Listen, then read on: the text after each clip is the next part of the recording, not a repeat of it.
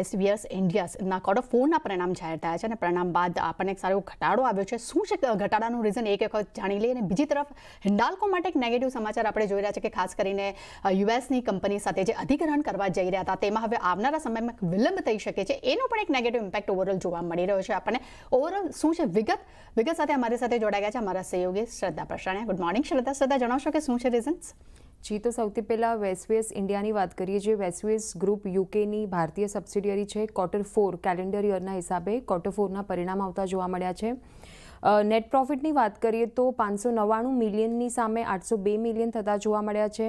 Year on year basis પર આવક જોઈએ તો 5 બિલિયનની સામે 5.5 billion. Year on year basis પર એબિટા જોઈએ તો 819 મિલિયનની સામે 936 મિલિયન અને એબિટાની વાત કરીએ તો 16%ની સામે 17% રહેતા જોવા મળ્યા છે એબિટા માર્જિન. તો ઓવરઓલ પરિણામ સારા આવતા જોવા મળ્યા છે, પણ તે છતાં અત્યારે આપણને સવારથી સ્ટોકમાં પ્રોફિટ ટેકિંગ દેખાઈ રહી છે. હિન્દાલ્કોની વાત કરીએ, અહીંયા યુએસની જે એલ્યુકેમ કંપની છે એના અધિગ્રહણના સમાચાર આપણે જે રીતે જૂન 2025માં આવતા જોવા મળ્યા હતા, પણ હવે એમાં આ જે અધિગ્રહણ છે એમાં વિલંબ શક્ય છે એવા સમાચાર આવતા જોવા મળી રહ્યા છે.